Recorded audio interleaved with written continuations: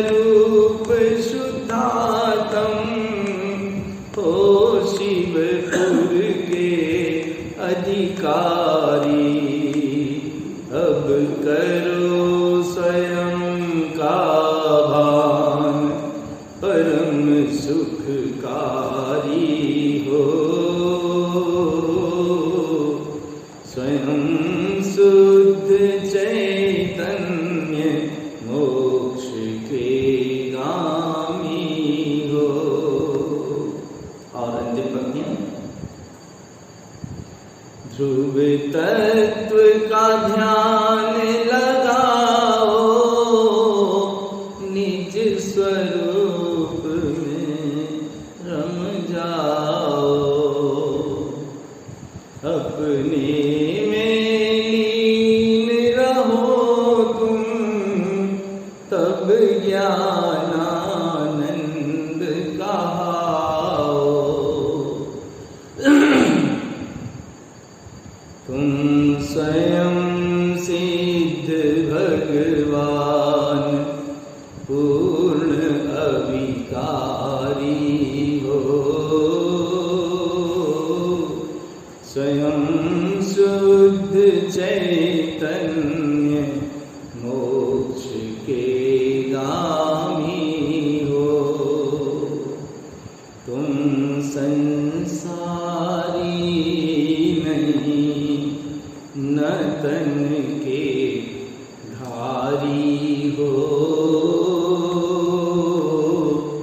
स्वयं शुद्ध चैतन्य मोक्ष के गामी हो। स्वयं शुद्ध चैतन्य मोक्ष के गामी हो।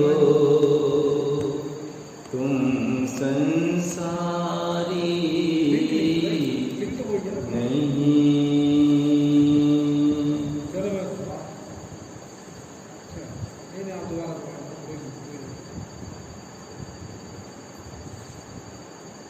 सिद्ध सिद्ध स्वभाव देखे ना कहे, सुनी ना कहे, हित उपजाई ना कहे, बोले तो ना। अवकाश समल ना कहे, उत्पन्न आयरन साधु अरहंत सिद्ध। इन तीन सूत्रों पर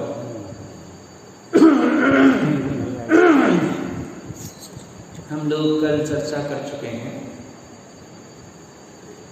आज बहुत प्यारा सा सूत्र आ रहा है, सभी के लिए प्रेरणाप्रद है। इच्छा भोजन जस उछाह, ऐसो सिद्ध स्वभाव। सिद्ध स्वभाव ग्रंथ है। गुरुदेव से ये प्रश्न पूछा गया कि महाराज, जिस सिद्ध स्वभाव की आप बात कह रहे हैं, इसकी बात समझ में तो आती है, लेकिन इसकी प्राप्ति कैसे होगी? सिद्ध स्वभाव को उपलब्ध कैसे किया जाए, इसका उपाय क्या है? इस जिज्ञासा के समाधान में गुरुदेव ने ये चौथे नंबर का सूत्र दिया है। इच्छा भोजन जस उछाह, ऐसो सिद्ध स्वभाव। एक बात तो है कि गुरुदेव की वाणी के सूत्रों में एक विचित्र ही मौलिकता, अध्यात्म की एक भाव भंगिमा निहित है। कितना समझ पाते हैं हम अलग बात है, लेकिन कुछ ऐसी चीज है जो अगर चित्त में बैठ जाए तो सारा का सारा रास्ता स्पष्ट हो सकता है। ऐसी विशेषता है इन मंत्रों में, इन सूत्रों। आज की चर्चा का सूत्र है सिद्ध स्वभाव की प्राप्ति का उपाय। क्या उपाय है सिद्ध स्वभाव को प्राप्त करने का? आचार्य देव कहते हैं, इच्छा भोजन जस उछाल ऐसो सिद्ध स्वभाव। बड़ा सीधा सीधा सा अर्थ है। इच्छा भोजन के प्रति जैसा उत्साह होता है, सूत्र का अर्थ है, इच्छा भोजन के प्रति जैसा उत्साह होता है वैसा उत्साह सिद्ध स्वभाव के प्रति हो तो अभी प्राप्त हो सकता है।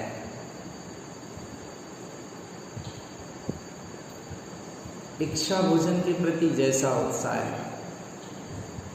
अब ये चीज अनुभव प्रमाण है, सभी लोगों के लिए अनुभव प्रमाण है। भोजन सभी करते हैं, रुचिकर भोजन करने की भी लोगों की अपनी अपनी रुचि है, प्रकृति है। गुरुदेव यहाँ कहना चाहते हैं कि जैसे हम अपनी इच्छा प्रमाण भोजन करते हैं, उस समय हम और सारी बातों को भूल जाते हैं। इच्छा भोजन के प्रति जो रुझान होता है, इच्छा भोजन के प्रति जो रुचि होती है, इस रुचि के चलते हम और सारी बातों को भूल जाते हैं और इच्छा भोजन में इतने तन्मय हो जाते हैं कि फिर अन्य किसी बात की सुरत, स्मरण, ध्यान कुछ भी नहीं रहता है। तो यहाँ आचार्य कहते हैं कि जैसे इच्छा भोजन के प्रति उत्साह होता है, ऐसा उत्साह सिद्ध स्वभाव के प्रति है तो अभी प्राप्ति है। सिद्ध स्वभाव की प्राप्ति के लिए हमें कुछ करना नहीं है।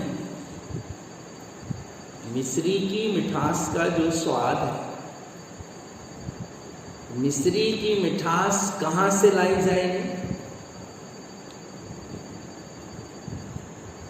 मिश्री की मिठास कहीं बाहर से आएगी या मिश्री में ही है? मिश्री की मिठास कहीं बाहर से नहीं लाई जाएगी, मिश्री की मिठास मिश्री में ही है। तो जैसे मिश्री की मिठास मिश्री में ही है, ऐसे मेरा सिद्ध स्वभाव भी मुझ में ही है, बाहर से नहीं लाना। कुछ करना नहीं है, कहीं जाना नहीं है।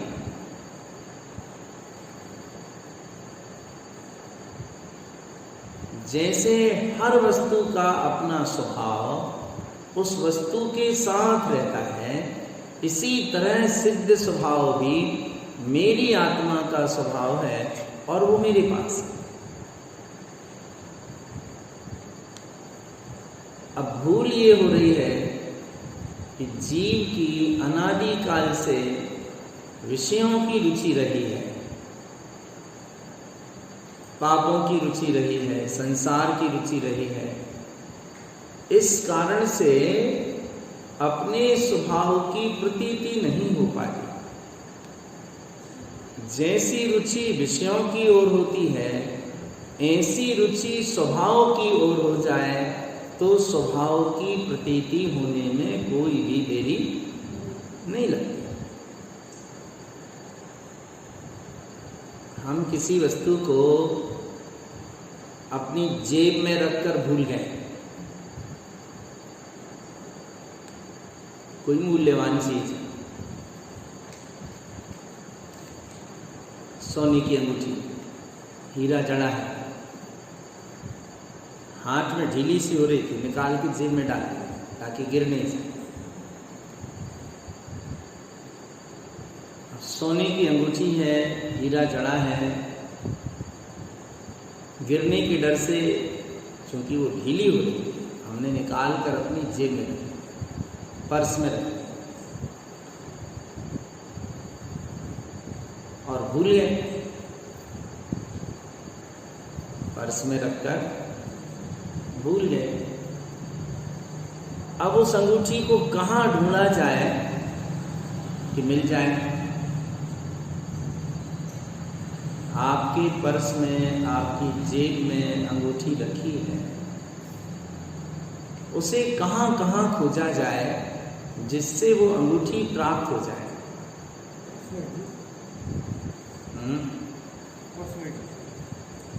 पर्स में खोजना पड़ेगा। अच्छा, एक बात और बताओ, जैसे अपन अंगूठी को पर्स में या जेब में रखकर भूल गए, अब ढूंढ रहे हैं सब जगह,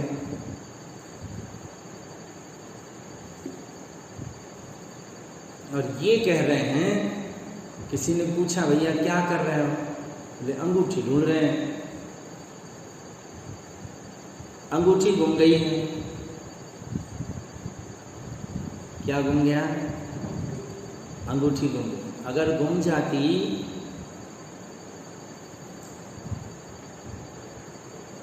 तो मिलती कैसे? अंगूठी तो आपके पर्स में रखी है ना, गुमी कहाँ है? अंगूठी तो आपकी जेब में रखी है, गुमी कहाँ है? अंगूठी गुमी है या अंगूठी की खबर गुमी है? अंगूठी खोई है या अंगूठी की खबर खोई है? और अपन क्या कह रहे हैं? अंगूठी गुम गई है। अंगूठी ढूंढ रहे हैं। अंगूठी को नहीं ढूंढना, अंगूठी तो कहीं गुमी नहीं। अंगूठी की खबर को ढूंढना है। जब कभी 1 दिन हो गया, 2 दिन हो गया, नहीं मिली, फिर आप क्या करते हैं? घर में चर्चा करते हैं बैठ के, भैया 2 दिन पहले हम अंगूठी पहने थे, विदिशा गए थे दोपहर 2 बजे की बस से, और वहाँ से लौट के आए थे, तब भी अंगूठी हमारी अंगुली में पड़ी थी। उसके बाद कोई किराने का सामान खरीदने गए थे, तब तक भी अंगूठी का ध्यान में है कि उंगली में थी। अब वहाँ से निकले, फिर पता नहीं है कि अंगूठी थी उंगली में या नहीं थी। और वहीं वो गिर रही थी हाथ में से। किराने की दुकान वाले से सामान लिया, वो अंगूठी ढीली हो रही थी और सामान समेटने में, संभालने में दिक्कत हो रही थी, तो अंगूठी गिर ना जाए इस डर से सामान के साथ वो अंगूठी निकाल के पर्स में रखी और भूल गए। अब क्या ढूंढना है? अंगूठी ढूंढना है कि अंगूठी की खबर ढूंढना है?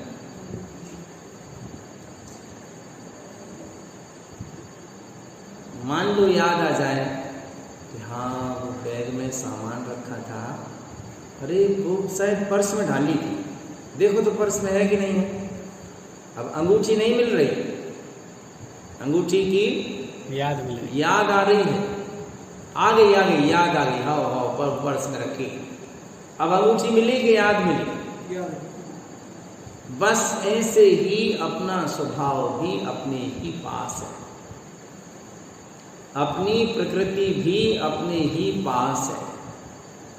बस अपने में ही रखकर हम उसकी खबर भूल गए। अपने पास ही वस्तु है और हम उसकी खबर भूल गए हैं। तो स्वभाव की खोज नहीं करना है, स्वभाव की जो खबर खो गई है उसकी खोज करना है कि कहाँ है, कहाँ से भूले हैं। और उस भूल का एक ही कारण रहा है कि शरीर में हमने मैंपने की मान्यता कर ली, विषयों में रुचि कर ली और उस अपनी वस्तु को भूल ली। अब उसे ढूंढने के लिए कहीं जाना नहीं है, उसे खोजने के लिए कुछ करना नहीं है, केवल जो खोई है खबर, उस खबर को स्मरण करना है। गुरुदेव ने कमलवती सी ग्रंथ में लिखा है कि स्वभाव का विस्मरण होना अज्ञान है और स्वभाव का स्मरण होना ज्ञान है। और दो चीजें हैं, स्वभाव का विस्मरण अज्ञान है और स्वभाव का स्मरण ज्ञान है। वस्तु की खबर भूल गए इसका नाम अज्ञान है, वस्तु की खबर आ गई इसका नाम ज्ञान है। ज्ञान अज्ञान कोई बाहर से नहीं है, बुद्धि से ज्ञान अज्ञान का फैसला नहीं होता। 11 अंग 9 पूर्व का पाठी द्रव्यलिंगी साधु भी अज्ञानी हो सकता है। मतलब इतना सब जानने के बाद भी उसे अपने स्वभाव की खबर नहीं है, उसे अपने आप का स्मरण नहीं है, इसलिए अज्ञानी है। और जिसे कुछ नहीं आता ऐसा शिवभूति नाम का मुनि ज्ञानी और केवल ज्ञानी हो सकता है। उसे तो नमोकार मंत्र भी नहीं आता था, उतना भी याद नहीं हो पाया। नमोकार मंत्र तो छोड़ो, गुरु ने जो मंत्र दिया था माँ रुस माँ तुस, वो भी याद नहीं हो पाया। उसमें से भी 2 अक्षर भूल गया। माँ रुस में से रू भूला सो मांस बचा, माँ तुस में से माँ भूला तो तुस बचा। और इतने ही स्मरण से, इतने ही शब्दों के बोध से उसे केवल ज्ञान। कहने का आशय कि ज्ञान और अज्ञान का फैसला बुद्धि से और क्षयोपम से नहीं होता। ज्ञान और अज्ञान का फैसला सुरत और बेसुरत होने से होता है। हम बहुत सारा जान रहे हैं लेकिन बेसुरत हैं तो अज्ञानी है। तो कुछ नहीं जान रहे और स्वभाव की सुरत है तो ज्ञानी। इसलिए एक रास्ता ये पकड़ना चाहिए। अब ये चीज सबके मन में आती है, हमें याद नहीं होता तो हमें स्मरण नहीं रहता, हम कैसे करें, क्या करें। कुछ मत करो, बिल्कुल बाहर का याद रखने की, याद करने की आवश्यकता नहीं। जिसे याद करना है उसकी याद करो। ये सब तो शुभोपयोग है, पापों से बचने के लिए, सिद्धांत को समझने के लिए प्रयोग है। इसे समझने का उद्देश्य केवल इतना है कि हमें अपनी खबर आ जाए, अपनी सुरत आ जाए, अपने आप को हम स्वीकार लें, उसकी स्मृति बनी रहे। बस इतने भर के लिए ये सारा प्रयोग होता है। सार की बात तो ये है,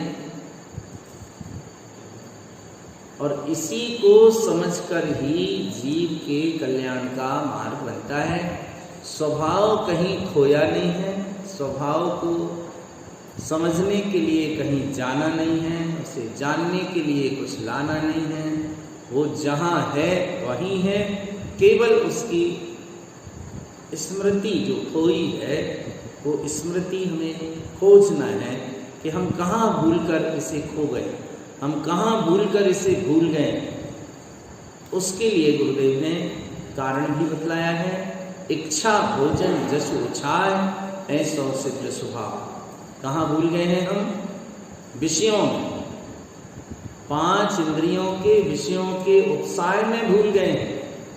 इनमें उत्साह होने से हमें अपने स्वभाव की खबर नहीं आती, स्वभाव को भूले, विस्मरण किए हैं। तो जहां जहां, अब चूंकि इच्छा भोजन जसु उछाए इतना कहकर गुरुदेव ने ये कह दिया कि और जहां जहां भी हमारा मन उत्साह के साथ जुड़ा है, वे सारे ही कारण अपने स्वभाव के विस्मरण में सहायक हैं। विषयों में उत्साह है, पापों में उत्साह है, कषायों में उत्साह है, विकारों में उत्साह है। जहाँ जहाँ भी हमारा मन उत्साह से जुड़ा है, अपने को छोड़कर जहाँ जहाँ भी मन उत्साह से जुड़ा है, वे सारे ही कारण अपने आप के स्वरूप को विस्मृत करने में सहायक बने हुए हैं। फिर गुरुदेव ये कहते हैं कि इसकी प्राप्ति कर रहे हैं तो ये ध्यान रखो कि जैसा उत्साह इच्छा भोजन में रहता है, जैसा उत्साह विषयों में रहता है, जैसा उत्साह पापों में रहता है, ऐसा उत्साह अपने सिद्ध स्वभाव के प्रति जगा लो तो इसी समय सम्यक दर्शन की प्राप्ति हो सकती है। कोई बहुत बड़ी चीज नहीं है, इसी समय उपलब्धि हो सकती है, क्योंकि कहीं से लाने की आवश्यकता नहीं है, बस केवल स्वीकारने की। जो उत्साह बाहर जुड़ा हुआ है वो उत्साह यहां आना चाहिए। लेकिन समस्या ये है कि खाने पीने में उत्साह तो बहुत आता है, संसार के कामों को करने में उत्साह बहुत आता है, विषयों को प्रपंचों को करने में उत्साह बहुत आता है, और आत्मा की बात कहो कहते हैं दिखात कहाँ है, कौन ने देखी? अरे दिखात कहाँ है? अपन अभी देखो, इसी समय दिखे। कोई और देखने वाला नहीं है, हम स्वयं ही देख सकते हैं अभी और इसी समय। और यही अदृश्य वो तत्व है जिसकी समझ का नाम ज्ञान है, जिसकी समझ का नाम धर्म है, जिसकी समझ का नाम सम्यक दर्शन है। ये अगर इतना ही आसान हो जाता है, जैसे जीव विषयों में रुचि लेता है, पापों में रुचि रखता है, कसायों में रुचि रखता है, अगर ये भी इतना ही आसान हो जाता तो फिर काम बनता नहीं, क्योंकि ये सब दिखाई देते हैं और ये तत्व दिखाई नहीं देता। एक अरस अरूपी तत्व की श्रद्धा करना बहुत बड़े हिम्मत की बात है, साहस की बात है, और ये प्रैक्टिकल से होता है। आदमी जी रहा है, 5 मिनट पहले हम उसको पानी पिला रहे हैं, दूध पिला रहे हैं, उसका सिर संभाल रहे हैं, सेवा कर रहे हैं, उसे नमोकार मंत्र सुना रहे हैं, 5 मिनट बाद वो शरीर निश्चेष्ट हो गया, शरीर में सारी क्रिया विधि शून्य हो गई, शांत हो गई। चलो भैया करो तैयारी। क्या करो तैयारी? क्यों करो तैयारी? जल्दी करो। हाँ, जल्दी करो। जल्दी करो, जितना जल्दी हो सके उतना जल्दी करो। क्या हो गया? अब भी 5 मिनट पहले हम सब गीत गा रहे थे, पढ़ रहे थे, प्रार्थना कर रहे थे, खिला रहे थे, पिला रहे थे, सुला रहे थे, सेवा में थे, और 5 मिनट बाद सब कुछ चेंज है। क्यों? ऐसा क्या हो गया उसमें? ऐसा क्या? शरीर तो वैसे ही है ना जैसे 5 मिनट पहले था, उसमें तो कोई परिवर्तन नहीं है। वही हाथ है, वही पांव है, वही शरीर है, सारे अंगोपांग वैसे ही के वैसे हैं। फिर क्या हो गया ऐसा? बस इस बात को समझ लेना ही सम्यक दर्शन है। जिसको ये तथ्य समझ में आ गया उसने आत्मा को देख लिया, जिसे ये बात स्वीकारता में आ गई उसने सम्यक दर्शन को प्राप्त कर लिया। इसी बात का चिंतन करना है कि थोड़ी देर पहले कुछ और था, थोड़ी देर बाद कुछ और हो गया। इसका क्या कारण है? जो कारण समझ में आएगा बस वही धर्म का आधार है, जो दिखाई नहीं देता।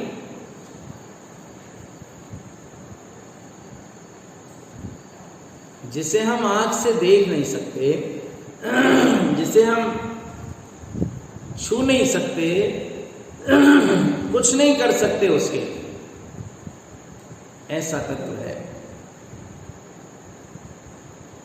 इसी तत्व के आधार पर सारी संस्कृति आध्यात्मिक कहलाती है। इसी तत्व के पीछे ज्ञानी संत साधु पागल रहते हैं।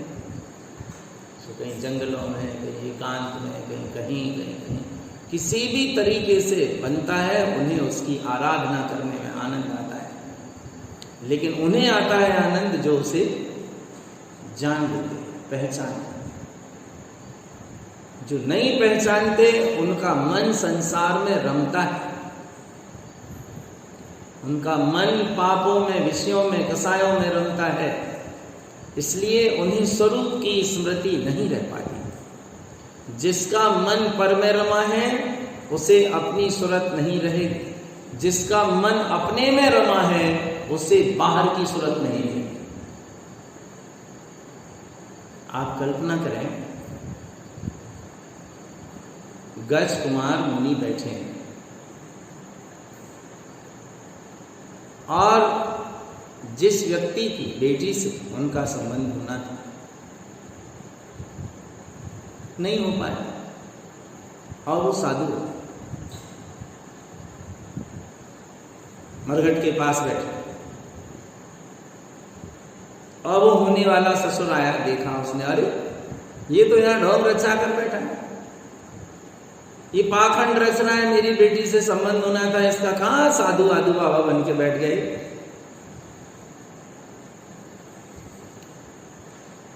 उसे तीव्र क्रोध आया, भारी गुस्सा आया।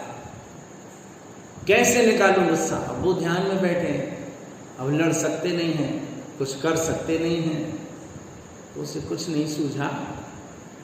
मरघट का मुर्दा जल रहा था, पास में पानी वानी था, उसने मिट्टी को गीला किया और उसके सिर पे पार बनाई, गीली मिट्टी से सिगड़ी टाइप पार बनाई। और तो जलता था, अंगारे वंगारे वे सब उठा के किसी तरीके से उसके सिर में भर दिए।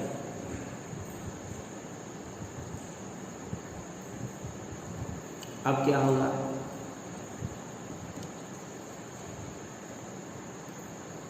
अब क्या केवल ज्ञान नहीं है? केवल ज्ञान नहीं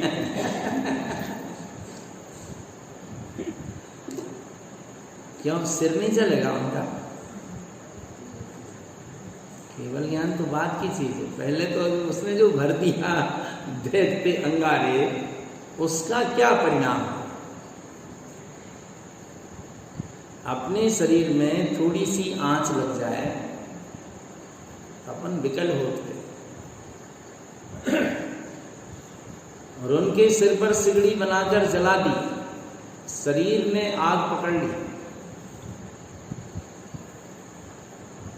शरीर जलने लगा। हाँ?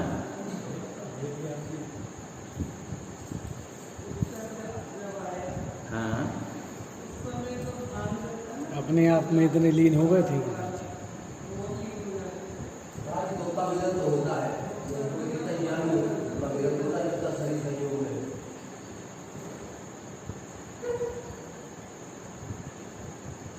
उपसर्ग आया और उसके बाद अगर हल्का सा भी वेदन हो रहा है तो वो साधु अपने स्वरूप में लीन नहीं है। इतना ही तो फर्क है। कितना ही भारी उपसर्ग आ जाए, ज्ञानी वही है कि शरीर से पूरे के पूरे उपयोग को समेटकर अपनी स्वभाव में लय कर दे। फिर बाहर क्या हो रहा है इसका उसे कुछ भी पता नहीं रहता, तब तो वे केवल ज्ञानी होते हैं। श्रेणी मानते हैं, इधर आग लगी है शरीर में और उधर उपयोग रम रहा है स्वभाव में, वो श्रेणी मान रहा है।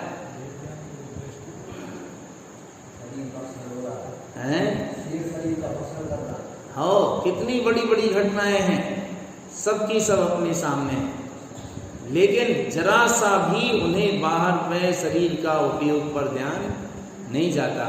उधर वो सब होता रहता है और वे अपने में रमते रहते हैं। शरीर में क्या हो रहा है इसका उन्हें रंच मात्र भी पता नहीं चलता।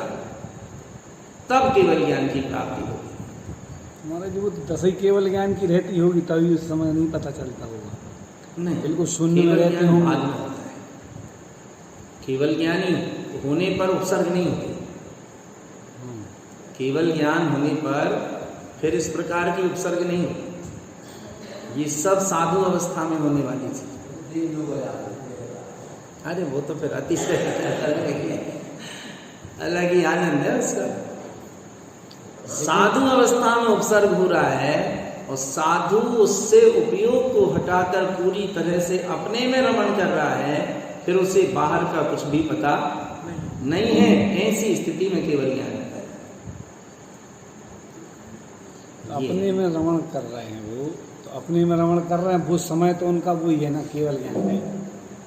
केवल ज्ञान का है लेकिन अंतर्मुहूर्त बाद का है। केवल ज्ञान में अंतर्मुहूर्त बाद होना है, उस समय केवल ज्ञान नहीं। जिस समय उपसर्ग हो रहा है, हाँ उस समय तो नहीं हो सकता। बस उस समय नहीं है, उस समय साधु दशा है। उस समय साधु। तो ये कहना चाहते हैं कि जैसी दृष्टि, जैसी रुचि बाहर की ओर है, ऐसी रुचि, ऐसी दृष्टि अपने सिद्ध स्वभाव की ओर हो जाए तो अपना काम इसी समय बन जाए।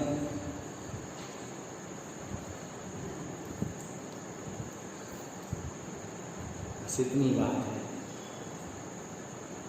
प्रयास करें इस दृष्टि के रहस्य को समझने का और अपनी ओर दृष्टि करने का पुरुषार्थ करें। वेद ज्ञान तत्व निर्णय को पक्का करें, अपने सिद्ध स्वभाव का आश्रय रखें, जिससे अपने कल्याण का मार्ग प्रशस्त हो।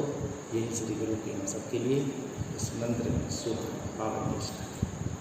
श्री गुरु महाराज की जय हो।